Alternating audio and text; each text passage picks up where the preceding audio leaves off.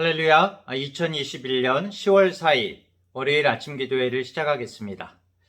이 아침 주님의 은혜와 사랑의 말씀을 묵상하고 기도함으로 풍성한 하루, 복된 하루를 시작하는 우리 성도님들 되시기 바랍니다. 오늘 말씀은 출애굽기 25장 23절부터 40절까지의 말씀입니다.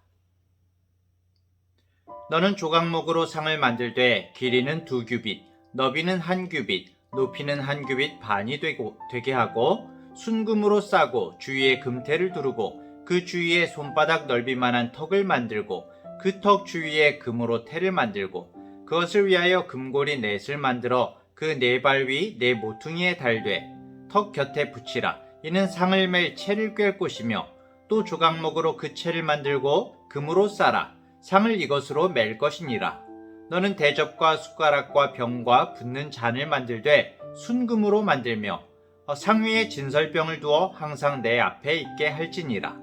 너는 순금으로 등잔대를 쳐 만들되 그 밑판과 줄기와 잔과 꽃받침과 꽃을 한 덩이로 연결하고 가지 6을 등잔대 곁에서 나오게 하되 다른 3가지는 이쪽으로 나오고 다른 3가지는 저쪽으로 나오게 하며 이쪽 가지에 살구꽃 형상의 잔셋과 꽃받침과 꽃이 있게 하고 저쪽 가지에도 살구꽃 형상의 잔셋과 꽃받침과 꽃이 있게 하여 등잔대에서 나온 가지 6을 갖게 할지며 등잔대 줄기에는 살구꽃 형상의 잔넷과 꽃받침과 꽃이 있게 하고 등잔대에서 나온 가지 6을 위하여 꽃받침이 있게 하되 2가지 아래에 한 꽃받침이 있어 줄기와 연결하며 또 2가지 아래에 한 꽃받침이 있어 줄기와 연결하며 또 2가지 아래에 한 꽃받침이 있어 줄기와 연결하게 하고 그 꽃받침과 가지를 줄기와 연결하여 전부를 순금으로 쳐 만들고 등잔 7을 만들어 그 위에 두어 앞을 비추게 하며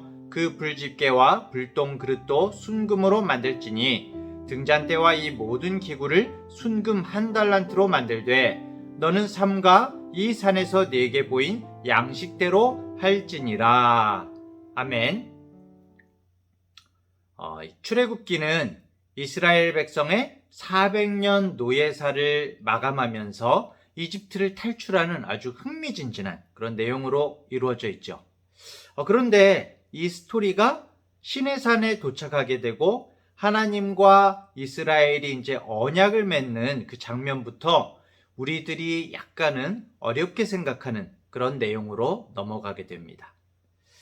바로 하나님께서 이스라엘 가운데 함께 하시기 위해서 성소, 성막을 지으라고 말씀을 하시는데요.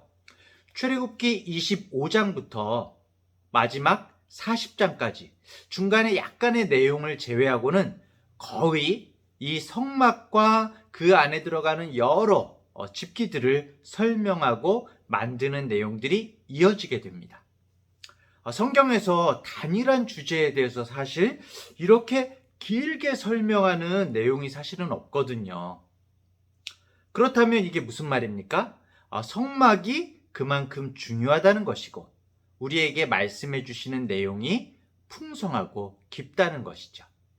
그렇기 때문에 이렇게 주님께서 성경에 이 성막에 대한 말씀을 남기게 된 것이겠죠. 자, 어제 주일 말씀을 통해서 성소를 지을 재료들을 백성에게 이제 바치게 하고 그리고 하나님의 십계명 돌판이 들어가는 증거궤를 만들 것과 또 그 증거궤의 위판, 뚜껑이죠. 뚜껑이 되면서 하나님이 임재하시고 만나시겠다고 약속한 속죄소, 옛날에는 이제 시은소라고도 그랬어요. 속죄소에 대한 말씀이 있었습니다. 이 증거궤는 지성소 안에 있었던 것이고요. 이제 지성소에서 이제 성소 바깥으로 커다란 휘장을 탁 지나서 성소 바깥으로 나와서 북쪽에는 진설병 상이 있었습니다. 떡상이죠, 떡상. 일명 떡상. 그리고 남쪽으로는 등잔대가 있는 것이죠. 그러니까 사실은 지성소를 봤을 때 안쪽에 언약궤가 있고요. 이 바깥에서는 뒤가 동쪽입니다. 뒤가 동쪽. 그리고 왼쪽 남쪽에는 촛대가 금촛대가 있는 것이고 오른쪽에는 이제 떡상이 있는 것이죠. 자, 그래서 오늘은 이 성소 안에 있는 이 진설병상과 떡상과 등잔대에 관해서 말씀을 나누도록 하겠습니다. 30절을 볼까요? 상 위에 진설병을 두어 항상 내 앞에 있게 할지니라, 이렇게 말씀하고 계시는데요. 진설병을 원어로 보면은 얼굴 앞에 떡, 또 뭐 임재의 떡이란 뜻입니다. 이 진설병 상에 이제 놓이게 되는데, 이 진설병 상은 길이가 약 센티미터로 이제 90cm, 너비는 한 45cm 정도 됩니다. 그리고 높이가 약 68cm의 그런 어떻게 보면 테이블이죠. 그런 상이었습니다. 이것은 조각목으로 만들어서 순금으로 쌓여 있고, 그리고 가장자리로 이렇게 금태가 둘러 있고요. 네 발에, 이 다리죠. 다리에 언약궤처럼 4개의 고리를 만들어서 채를 끼워 가지고 이동할 때 이제 둘러맬 수 있도록 그렇게 만들라고 하셨습니다. 이 진설병은 진설병상에 6덩이씩 2줄로 진열을 했는데, 사실은 뭐 나란히 2줄로 놨다고 보기도 하고요. 이렇게 쫙 나란히 2줄로 놨다고 말하는 사람들도 있고, 쌓아서 2줄로 이렇게 6덩이씩 쌓아서 뒀다라고 그렇게 보는 사람들도 있습니다. 왜냐하면은 이 나중에 말씀드리겠지만 떡덩이가 굉장히 커요, 하나가. 그래서 이것을 나란히 두기가 조금 힘들지 않았을까, 그렇게 생각하시는 분들도 있습니다. 자, 그럼 이 진설병상이 왜 하나님이 임재하시는 성소 안에 있는 것일까요? 하나님께서 떡이 먹고 싶어서 그러셨을까요? 하나님은 먹을 것이 없어서 떡을 차려놓으라고 하시는 분이 아니죠. 하나님께서 이 진설병을 두라고 하시는 것은 하나님의 백성들에게 하나님께서 부요하시다, 영적 부요의 어떤 비밀을 보여주시는 것입니다. 12개의 떡은 이스라엘 12지파를 나타내는 것이고요. 12개의 떡을 바치는 것은 이스라엘 전체가 한 지파도 빠짐없이 하나님께 드려져야 한다라는 것을 나타내는 것입니다. 그래서 레위기 24장 8절에 보면은 항상 매 안식일에 이 떡을 여호와 앞에 진설할지니 이는 이스라엘 자손을 위한 것이요 라고 그렇게 말씀하고 있거든요. 매주 떡을 놓는 것이 하나님께 이렇게 하나님께서 배고프다고 하셔서 드리는 떡이 아니라 이스라엘 자손을 위하여 드리는 것이라고 말하고 있습니다. 이스라엘 자손을 위하는 큰 축복이 된다는 것을 굉장히 강조하고 있는 말씀인 것이죠. 말하자면 이 진설병은 하나님께 떡을 드리는 의미가 아니라 반대로 이스라엘에게 그들을 먹이시는 하나님을 기억하게 하는 그런 의미인 것입니다. 자, 그럼 또 도대체 이 떡들이 오늘을 사는 우리들, 지금의 우리들에게 어떤 의미가 있는 것일까요? 사실 성막의 모든 것은 우리 주 예수님을 가리키고 예표하는 것입니다. 그래서 이 성막 부분이 우리에게 아주 풍성한 은혜를 더하시는 부분이거든요. 이 진설병 떡상에 있는 떡은 예수 그리스도의 말씀을 나타내는 것입니다. 마태복음 4장 4절에 보면은 사람이 떡으로만 살 것이 아니요 하나님의 입으로 나오는 모든 말씀으로 살 것이라 라고 말씀하고 있죠. 세상의 떡은 아무리 보기 좋고 맛있어도 우리에게 영원한 배부름을 줄 수가 없습니다. 만족을 주지 못하지만 하나님의 말씀은 영원한 양식이요 영원한 생명의 떡인 것이죠. 이 떡만이 우리에게 영원한 만족과 영생을 줄 수가 있는데, 이 떡을 누가 주시느냐? 바로 예수님께서 우리에게 주신다는 것입니다. 예수님께서 자신이 하늘로서 내려온 산떡이라고 말씀하셨거든요. 요한복음 6장 51절에서 나는 하늘로서 내려온 산떡이니 사람이 이 떡을 먹으면 영생하리라. 나의 줄 떡은 곧 세상의 생명을 위한 내 살이로라 라고 그렇게 말씀하셨고, 같은 58절에서도 이 떡을 먹는 자는 영원히 살리라 이렇게 말씀하고 계십니다. 이 떡은 항상 상 위에 있어야 됐습니다. 진설병 상에 항상 떡이 있어야 됐어요. 민수기 4장 7절에는 항상 진설하는 떡 이렇게 말씀하고 있고, 출애굽기 25장 30절에도 보면은 상 위에 진설병을 두어 항상 내 앞에 있게 할지니라 라고 그렇게 말씀하고 있거든요.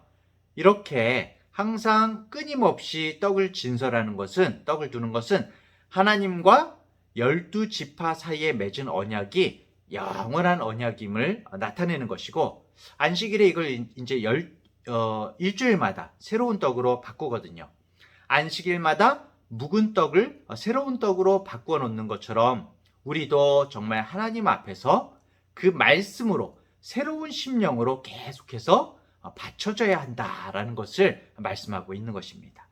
우리가 매주일 예배를 드리잖아요. 물론 우리가 주일만 예배를 드리는 것이 아니지만은 대표적으로 우리가 매주일 예배를 통해서 영의 양식, 곧 하나님의 말씀을 새롭게 받는 것과 같은 것이죠. 우리 중앙대학교의 성도 여러분, 오늘날 우리가 신령한 제사장 된 우리 성도들도 말씀의 떡을 먹으면서 하나님의 언약을 기억하고 우리의 생명의 떡이 되시는 예수님께 정말 감사함으로 나아가는 우리 성도님들 되시기를 간절히 축원합니다. 여기에서 조금 더 생각해 볼 것이, 사실 광야에서는 이동을 하기 때문에 아직 농사를 지을 수가 없었죠. 그렇죠? 나중에 가나안에 들어가서 농사를 짓게 되는 것이죠. 그렇다면 이 광야에서 이 떡을 만드는 고운 가루는 무엇이었을까? 아마도 만나로 만들었을 것 같습니다. 만나로. 진설하는 떡을 구울 때 매 덩이는 고운 가루를 취해서 에바 10분의 2로 만들었다라고 레위기 24장 5절에 나왔는데요. 이게 양이 꽤 많은 겁니다. 약 4.5리터. 떡 한 덩이가 4.5리터가 되는 것이거든요. 그래서 아까 전에 이걸 이제 6개씩 쌓았다 그렇게 말하는 게 떡이 이제 약간 부피가 크기 때문이죠.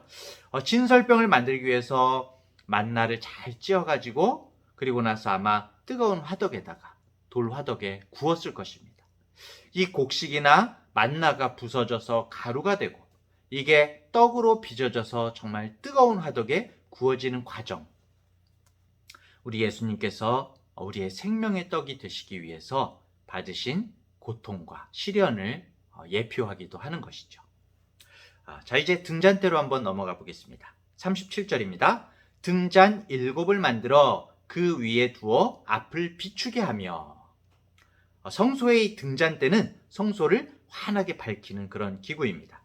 유대 전승에 따르면 등대 높이가 대략 한 130에서 150cm 정도, 그리고 폭은 100cm 정도였다고 전하고 있습니다.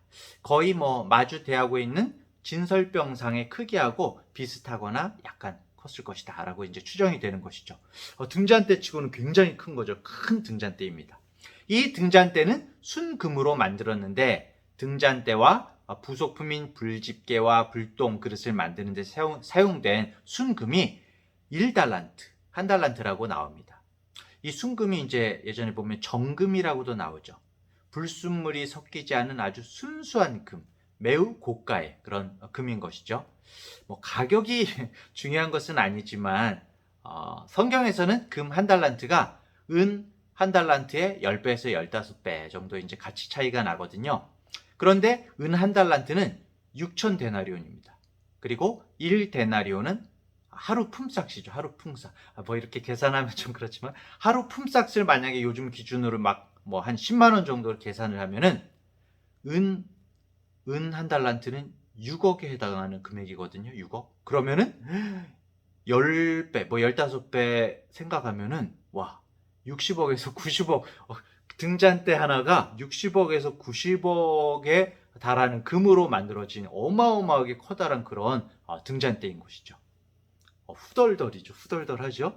물론 가격이 문제가 아니라 이 등잔대에 담긴 정말 커다란 의미가 들어있는 것이죠. 결국 이 7개로 나뉘어진 등잔대는 세상의 빛이 되신 예수 그리스도를 나타내고 있는 것입니다. 예수 그리스도는 세상의 모든 영적 흑암을 몰아내는 생명의 빛이시죠. 이 7개의 가지로 구성된 등대는 어두운 세상을 비추시는 예수님의 사역을 상징하고 있습니다. 사실 숫자 7이 성경에 곳곳에서 많이 나옵니다. 완전과 완성을 상징하는 것이 7이거든요. 계시록에서도 특히 종말의 심판에서 7천사, 7재앙, 7인, 7나팔, 7대적 이렇게 숫자 7이 자주 등장하고 있죠. 그리고 재림하실 예수 그리스도, 어린 양이신 이제 주님이 나오는데, 이 어린 양이 7눈을 가지고 있고, 또 7눈을 가지고 있는데, 이 7눈이 상징하는 것이 계시록 4장 5절과 5장 6절을 보면은 7등불이요 7영이라고 말을 하고 있습니다. 예수님께서는 2000년 전에 이 세상에서 하나님의 그 의를 드러낸 빛의 역할을 정말 완벽하게 수행하셨죠.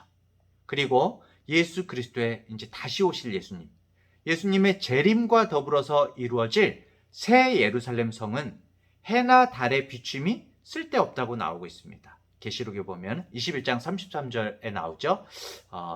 그 이유는 하나님의 영광에 비치고 어린 양 자신이 등불이 되시기 때문이다 라고 그렇게 말씀하고 있죠. 등불은 바로 예수 그리스도입니다. 사실 이 빛과 관련된 말씀은 너무나 성경 가운데 명확하게 바로 예수님, 주님을 증거하고 있습니다. 더불어서 우리 또한 주님을 본받아 세상의 등대가 되어야 하는 것이죠. 등불이 되어야 하는 것입니다. 가지가 원줄기에 붙어 있듯이 예수 그리스도의 몸된 교회는 세상의 등대와 같은 존재가 되어야 하는 것입니다. 등대가 빛을 세상에 이제 쫙 비추듯이 교회도 세상에 빛을 비추어야 하는 것이죠. 그런데 사실은 이 세상에서 빛의 사명을 감당해야 하는 우리가, 또 교회가 때때로 정말 부끄러운 열매를 맺기도 하고 어둠이 난무하는 그런 모습을 보일 때도 있습니다. 교회가 사회로부터 신뢰를 잃고 심지어 세상 사람들의 조롱거리가 되기까지도 하지요. 사랑하는 중앙대학교의 성도 여러분, 우리의 사명은 정말 매일 등잔에 불을 밝힘으로써 어둠을 몰아내는 것입니다. 어느 시대에나 그리스도의 몸된 교회를 섬기는 우리 성도의 중대한 사명은 우리가 정말 기도하는 가운데 하나님의 말씀을 부지런히 살피고 영혼의 등불이 꺼지지 않도록 날마다 세상을 밝혀주는 일입니다. 그제서야 비로소 교회가 그 시대의 어둠을 밝혀주는 빛의 사명을 넉넉히 감당할 수 있게 되는 것이죠. 마태복음 5장 14절부터 16절에 너희는 세상의 빛이라 산 위에 있는 동네가 숨기우지 못할 것이요 사람이 등불을 켜서 말 아래 두지 아니하고 등경 위에 두나니 이러므로 집안 모든 사람에게 비치느니라. 이같이 너희 빛을 사람 앞에 비추게 하여 저희로 너희 착한 행실을 보고 하늘에 계신 너희 아버지께 영광을 돌리게 하라. 오늘도 우리의 생명의 떡이시고 또 빛이 되시는 주님과 동행하며 주님의 떡이 되어 세상을 풍성케 하고 주님의 빛이 되어 세상을 밝히는 우리 중앙대학교의 성도님들 되시기를 간절히 축원합니다. 제가 먼저 기도하겠습니다. 하나님 아버지, 오늘도 말씀 가운데 우리와 함께 하시는 주님과 동행하며 주님을 경험하는 하루가 되게 하여 주시옵소서. 세상의 어두움, 슬픔과 절망의 가운데에서도 주님의 말씀이 우리의 희망이며 역사의 대답이 되게 하여 주시옵소서. 주님의 풍성하신 은혜와 빛 되심을 세상에 드러내며 오늘을 사는 행복한 우리 중앙대학교의 성도들이 되게 하여 주시옵소서. 감사드리며 예수님의 이름으로 기도합니다. 아멘.